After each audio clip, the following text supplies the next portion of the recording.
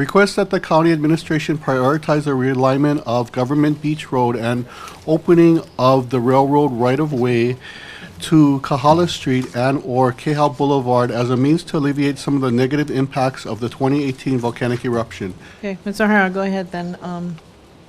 Okay. We've heard a lot of testimony today, dozens and dozens and dozens.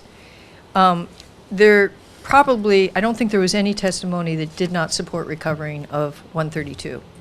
We're always going to have discussions one way or the other about alternative access. And that raises a NIMBY issue for a lot of people, and that's to be expected. But ultimately, the only solution that solves all the problems is to recover Highway 132. Safety is still a concern, primarily in the Highway 132 area. I'm not sure how many people have been out there, but you know, this is the wall of lava blocking 132. This is an older photo. It's still when the river was flowing right through there, but it is that main channel where, you know, hundreds of thousands of cubic yards of lava were passing on a daily basis. So it's not a minor, you know, task involved in clearing that as a roadway. So I just want to make sure people who haven't been out there understand that. Still be molten lava if past history provides any lessons. And just to anecdotal evidence, the crews that have been working down on 137 recently have measured temperatures close to 200 degrees Fahrenheit on the surface of the lava there, and that's not simply from solar heat. It's heat still coming off of the lava, and so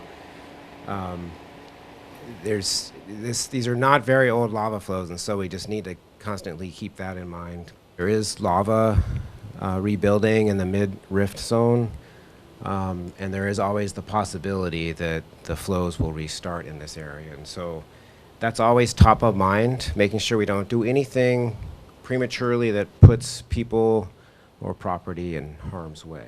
Two things we need to come to have the good information we need to make a decision about whether to reopen 132. The first would be a risk assessment, which we're having done by the Pacific Disaster Center. And the second thing is a fiscal impact assessment. So what the risk assessment tells us, it's different from a hazard assessment. The hazard assessment is what the scientists at HVO provide.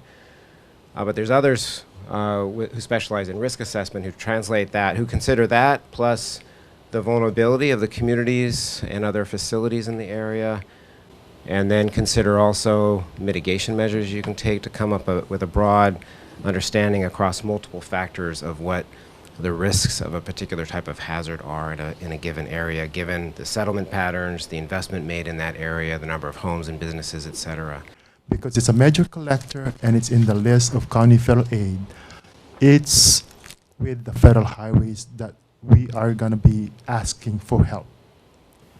Conversely, to Highway 137, it's also on the county federal aid list of roads. However, it's in rural and minor collector, so doesn't qualify for the federal highways, but we'll be asking the FEMA organization for their contribution or help. As far as Highway 132, we did pose the question to federal highways. If while we are in the 6-month wait period, if we can do some preliminary work. And if we do the preliminary work, should the administration decided not to open the existing alignment, then who will be liable for all the costs that's expended? We are still waiting for their answers, but I can share with you that we are already planning, with their help,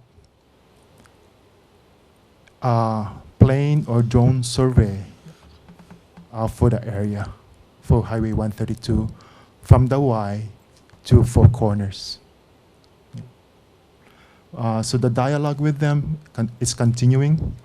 We have to get their guidance as well, especially if they do help us, they will finance 80% of the costs.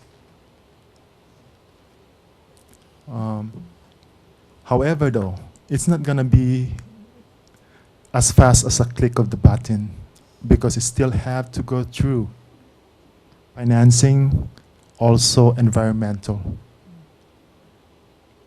process. But I believe they see the need and will keep the communication open with them and ask for their help to facilitate this as much as possible. I'm just seeing, I mean, if I had a home there and I have a family and the home is there, but I don't have access to it. I mean, it's mind-boggling to me that why can't we just have, and unless there's something that cannot be done to give them access, because you could have a temporary road in there, right? That could happen, right? But we're looking at the bigger picture on what is really our goal, right? But in the meantime, give them access. Let's work on what the goal is.